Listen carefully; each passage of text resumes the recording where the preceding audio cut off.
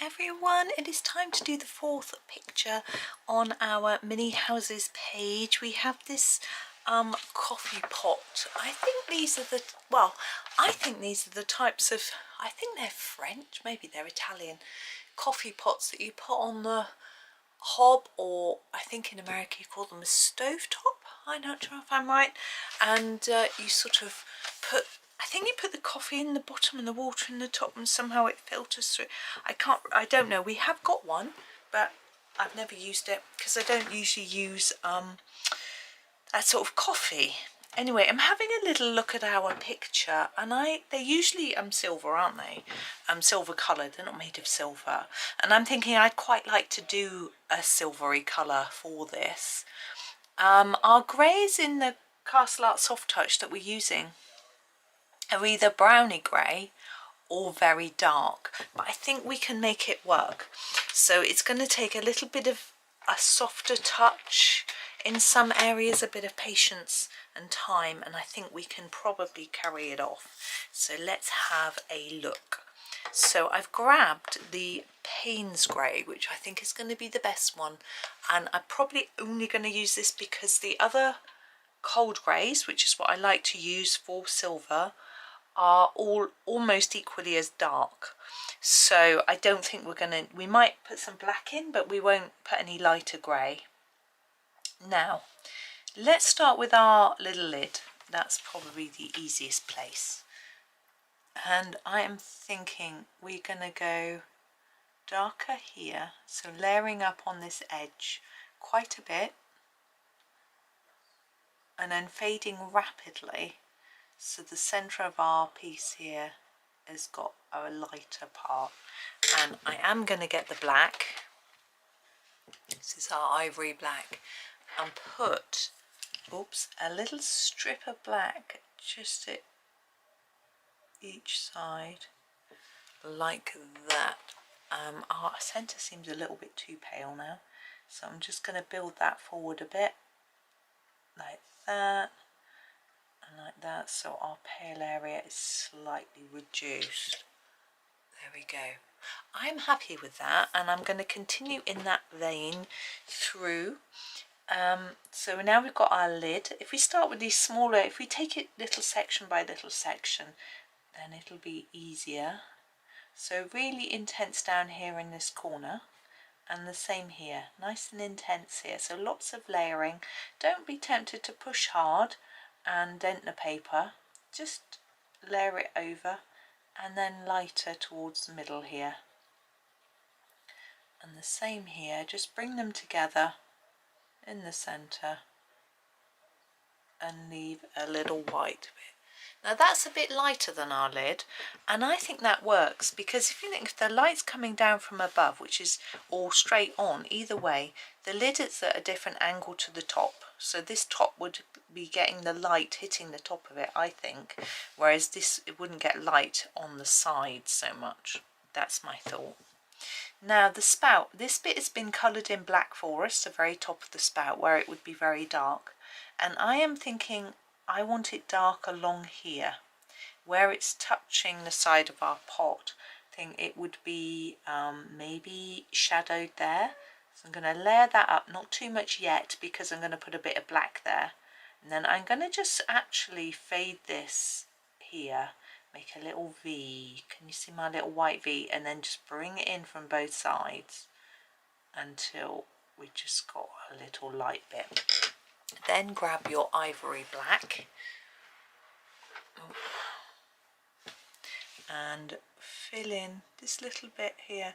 Now I can't remember whether these spouts are pointed or rounded. I think that this bit's been drawn as if it's rounded, so I think we might need a dark bit there as well. Now back to my grey and just come in a bit. Oh, my washing machine is making quite the noise. Don't know if you can hear it. Okay, now we've got our main part, our little bit here and our main part here. It's all going to be done in the same way. Now I feel that this is a little more forward than this bit. so it's not going to be quite as dark on this edge as it is along there, but it'd still be a little bit darker because these pots, are they round? Are they square? Oh gosh, I don't know. I think they're squarish. Or are they like hexagonal? I just don't know. What I'm going to do is just build up my grey on the edges, just like I have done on the lid, and then reduce it down towards the middle like that. This is, I think this is our central point, the centre of the window.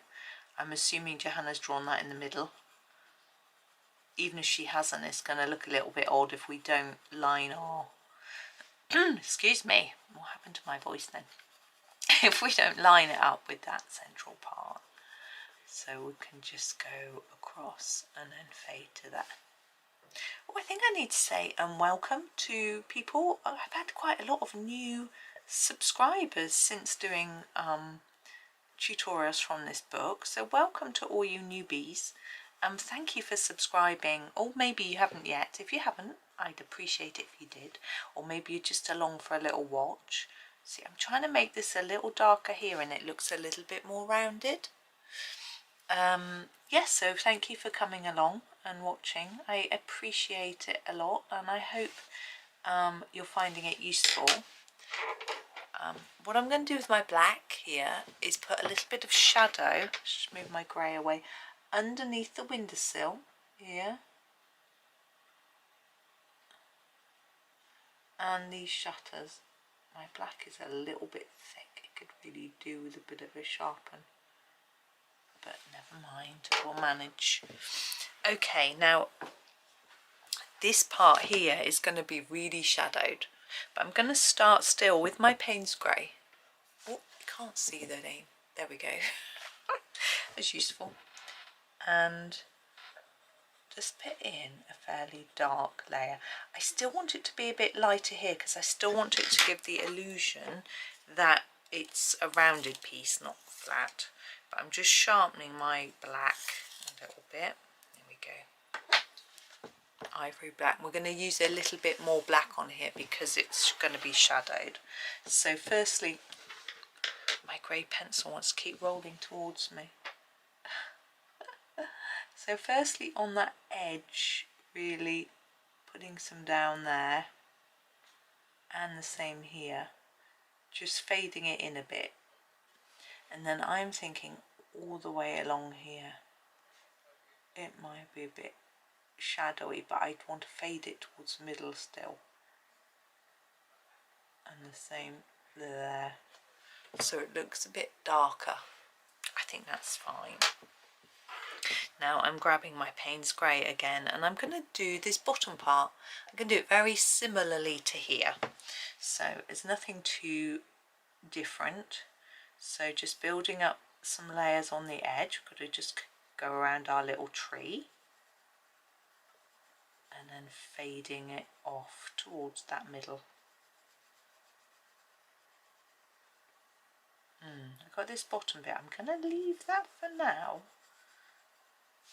because I am wondering whether this handle and this bottom part, whether they're going to be a sort of black rubbery, not rubber, plastic, let's get the words right, silicone maybe plastic, just so you don't burn your tabletop. No, because you wouldn't put a plastic bit on your hob slash stove top, would you?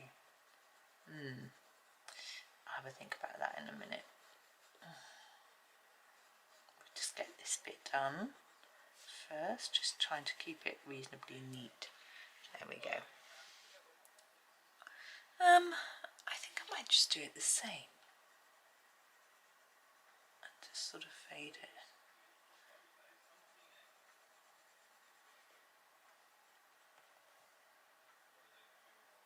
I think I might make it a tad darker. I just use the ivory black to make it look like maybe it's made from a slightly darker bit of metal.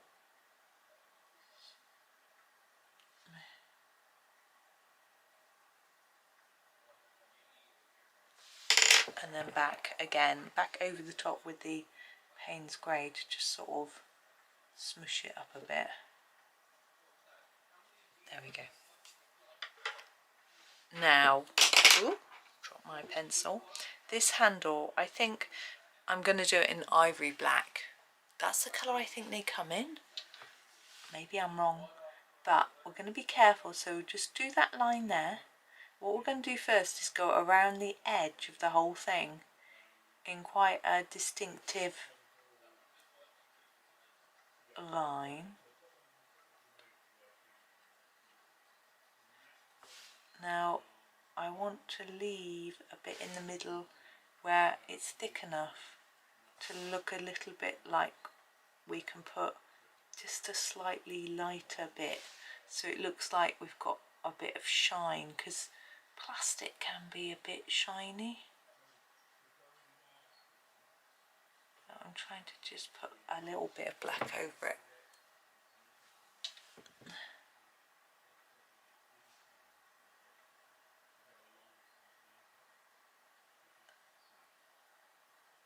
Right, there we go. And I'm thinking to match that, I'm going to do this little piece here on the chimney with the black as well. It's all fading towards the centre there like that. Now I'm going back to my Paynes grey to do the chimney. I think we match it in. So I'm going to fade it towards the centre, so we've got a lighter bit in the middle.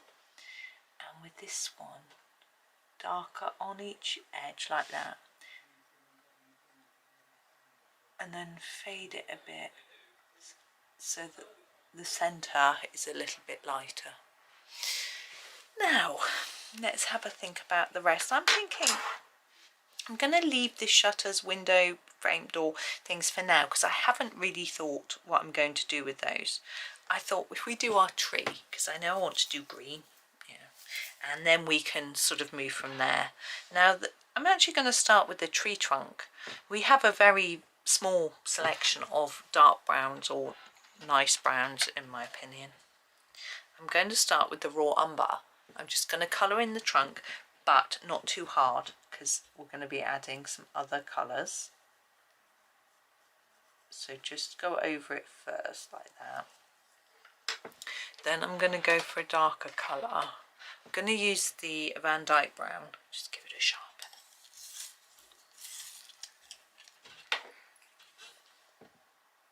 Oh, there you go, Van Dyck brown. Now I'm thinking the edges of our tree might be a little bit darker. It almost looks like a bonsai, but if you look at, like, this is the whole of the first floor maybe, and that's the bedroom. Maybe there's stairs inside, because this person couldn't stand in there and duck into the door. So, you know, it is quite big. I'm going to put a little dark bit right in the middle of the tree there. It's hard to see. Just to look, shape our trunk a bit. It's so small, you can't see. Let's just... Now, this nice squodgy tree, I like this sort of, I don't know what word I'm looking for. Anyway, leaf green middle is what I am going to use to start with. I'm going to use 3 different colours. Bushy, that's the word I want. Squodgy, yeah, that's the same thing. So leaf green middle, and I'm going to use this over the whole tree, but lightly.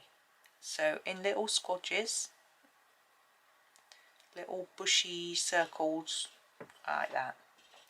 And some bits you can do a little bit harder, some bits a bit lighter, and then we're going to come in with another colour, permanent green. I've got to find it, give it a sharpen.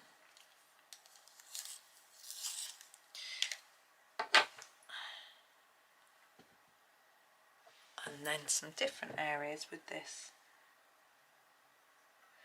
I have started doing this a bit with my bushes and trees, making them just sort of random squodges rather than trying to make it darker at the bottom and lighter in the top. Sometimes I do that. I did that on the kettle one, but this one just a bit random, and now I want a much darker one. What was that? That was permanent. That was not that dark anyway. We can go for, let's go for chrome green. There it is. Give it a sharpen if you need to. Might not need to. Yours might be lovely and sharp. And then I'm going to try and go in some of the areas that I've missed, haven't coloured in. This is quite a dark colour, isn't it?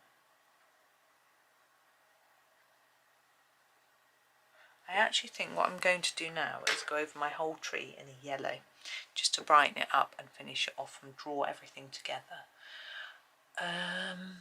Cadmium yellow light might do the trick. What's that? Is that it? That's a lemon. Actually, I think the lemon yellow might work.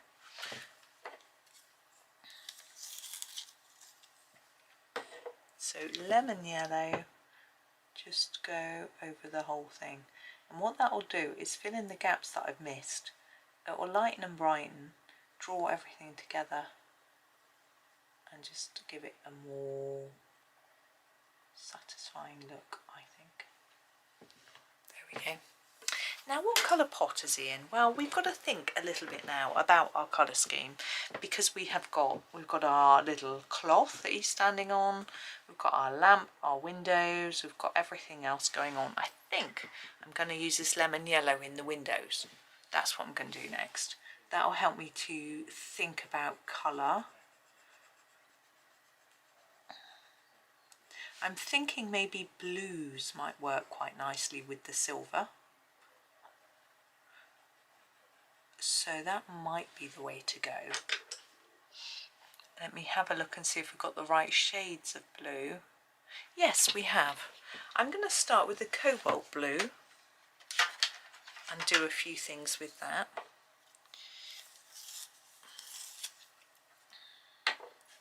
Here it is, cobalt blue. And I'm going to do our plant pot. Now the plant pot, I think we need again to try and give the impression it's slightly rounded and maybe slightly shiny. So we need to put a more intense layer here on the side and then reduce it as we go to the middle. Same on this side. But also the bottom's going to be more shadowy.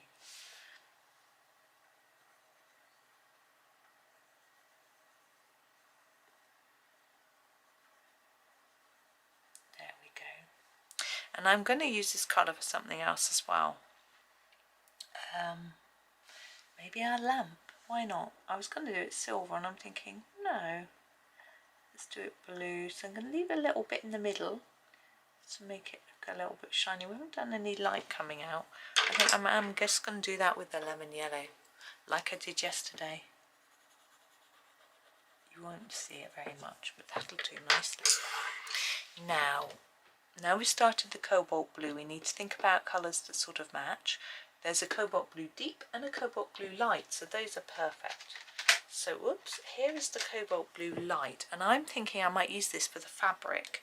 So not only the fabric that the pot is standing on, but it's also, we've got fabric in the curtains. So I think this might work for both. So I'm going to start cobalt blue light by going all over this fabric. Now don't worry. Really lightly.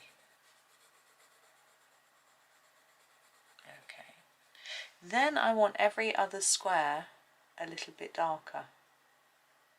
So I'm thinking here and here. Oh, I don't know, I may have messed that up. Never mind. I'm struggling to see the pattern. But one there. Maybe a mid dark colour on some of them, so it's not actually, so it's a bit more random. I don't know what I've done there. And this bit really dark. Now if you want to do a proper pattern, let me look carefully. So you've got that square and that square, but that one, maybe not, maybe there'd be one there, that one should be done. Now I just can't figure it out, so we just got a bit of a mishmash going on there. I think it's fine. It's fine. No one's going to notice. Now our curtains, these look the same as the ones we did yesterday. Again, light layer of colour first.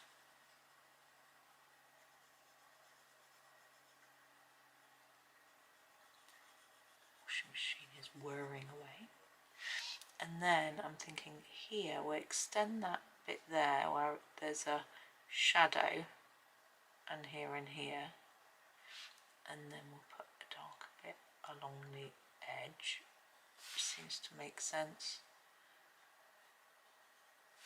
I always try to make my curtains look nice. My walls are so rubbish that when I try to use some curtain tie backs, they just fell out of the wall. Absolutely rubbish. Right, we're going to use the cobalt blue deep now, if I can find it. Is that it? Nope. It's a cerulean blue deep. That must be, yes, a cypress green. Cobalt turquoise, that's no good. Where is it? There it is. Cobalt blue deep. So I'm going to use this for the windowsill shutters and door frame. I haven't decided what colour blue I'm doing for the door. It's definitely going to be a blue, I think. So, cobalt blue deep and on the windowsill. I'm just doing a medium pressure layer, and then I think I'm going to just make it a bit darker on the bottom and edges. Now with our shutters, I'm going to try and do a little bit of an effect. It's quite hard in such a small area. You're going to need a really sharp pencil. And I'm going to try and make each section a little darker at the bottom and then fade it slightly upwards. Now I'm actually ending up just leaving a white space because it's easier. And hopefully, whoops, that looks a bit like we've got some sort of woodish texture or something going on. These shutters remind me of the ones in my Lego. When I was little, I used to have the tiniest Lego windows with a shutter. So it was the size of one, the square bricks that have 4 bits, one on each, you know, it was just, the window was the size of that, I think. No, half of one. Yeah, half of one. And the little shutter went by the side of it and it had a little hinge. Oh, so fun. So fun. I love those. But some of them are missing. You know, they're the sort of thing. I'm just colouring this in. That, you know, goes missing. I love them. But it was also hard to build a house to get a roof. And I don't know what this is. I'm just going to make it darker at the bottom and lighter at the top. Now I'm going to do the door handle silvery. So I'm going to grab my Paynes grey, give it a good sharpen.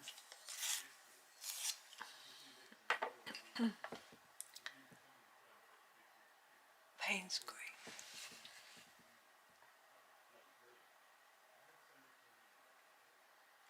And then the door, I feel, needs to be a bit darker than the cobalt blue deep. The Delft blue, no, I'm going to use the indigo light.